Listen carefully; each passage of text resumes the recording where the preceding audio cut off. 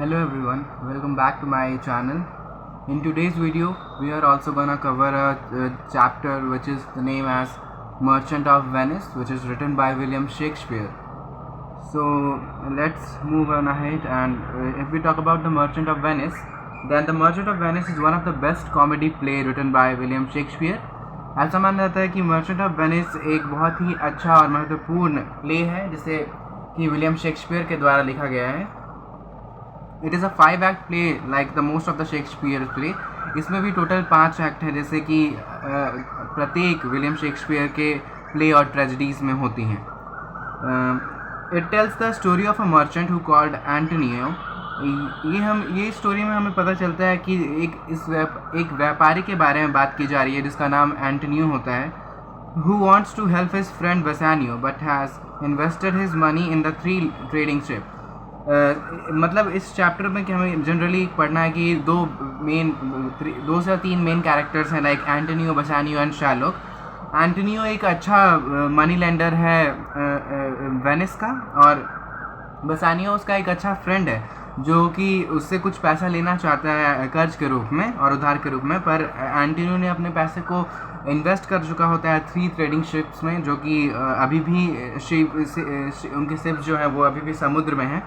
So Antonio borrow money from her money lender Shylock. There are many characters in this play, but the whole story of this play revolve around 3 major characters. पर इसीलिए जब Antonio बोलता है कि उसका पैसा अभी तो 3 ट्रेडिंग शिप्स में इन्वेस्टेड है, तो वो उसे सजेशन देता है कि वो एक मनी लेंडर है जिसका नाम कि शाइलॉक होता है, उससे वह पैसा बोरो कर सके. इसीलिए और इसका स्टोरी में बहुत सारे कैरेक्टर्स हैं, पर 3 मेजर कैरेक्टर इस प्ले का जो है वो एंटोनियो है, शाइलॉक है और बेसानियो है.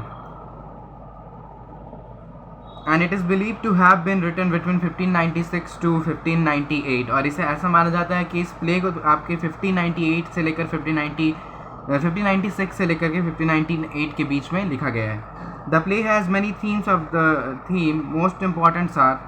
इस प्ले में तो बहुत सारे थीम हैं. अगर कुछ महत्वपूर्ण थीम्स की बात करें तो the prejudice and the social injustice, revenge and forgiveness and money and loss.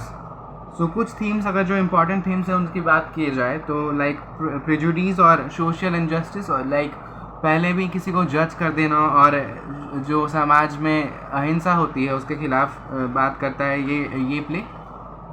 Revenge बदला और माफ़ी, पैसा और लॉस, लाइक इन सभी की चीज़ों के बारे में अराउंड ये प्ले का थीम रिवॉल्व करता है.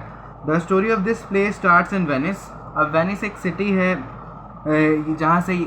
जहाँ पर इस प्ले का स्टार्टिंग होता है. Bassanio a noble man asked to borrow money from his dear friend and a wealthy merchant Antonio.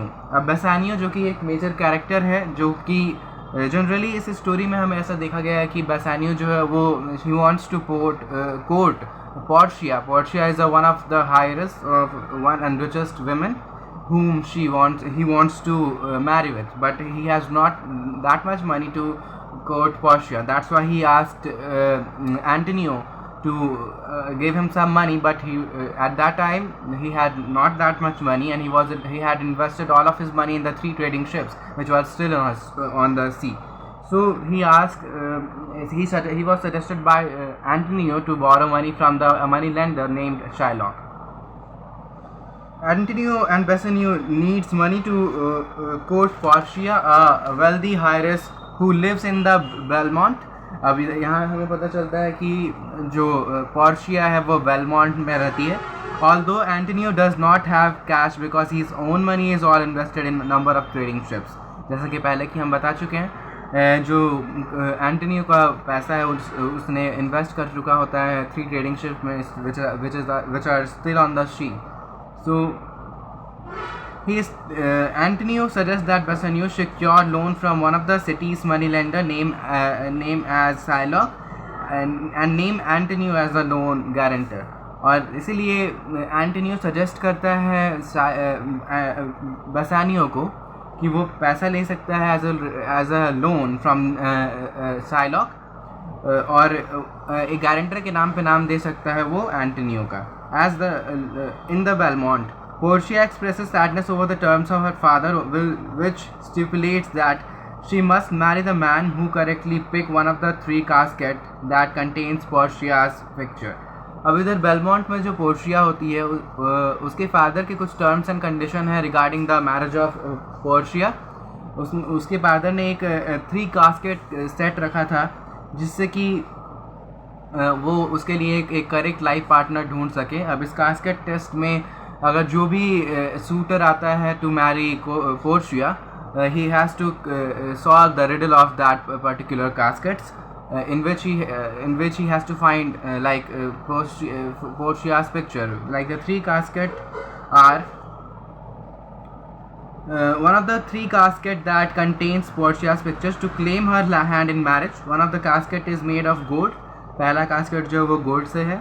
One is the of silver और दूसरा जो है वो सिल्वर का है. and the last one is made up of the lead. The first suitor, the Prince of Morocco. अब पहले sweater जो कि पहला प्रिंस जो आता है जो कि शादी करना चाहता है पोर्शिया से, वो प्रिंस ऑफ मोरक्को है. who chooses the gold casket, और जो कि गोल्ड कास्केट को चूज़ करता है. और when he opens it finds a skull with rejection letter there. जब वो उसे खोलता है तो उसे उस पर एक स्कल मिलता है और एक रिजेक्शन लेटर होता है. All that glister is not gold. मतलब वो जितने भी चमक धमक वाली चीज़ें होती है वो सभी गोल्ड नहीं होती हैं, ऐसा एक कोट लिखा रहता है. Bassanio asked the Jewish moneylender Shylock to lend him 3,000 ducats, after which he much hesitated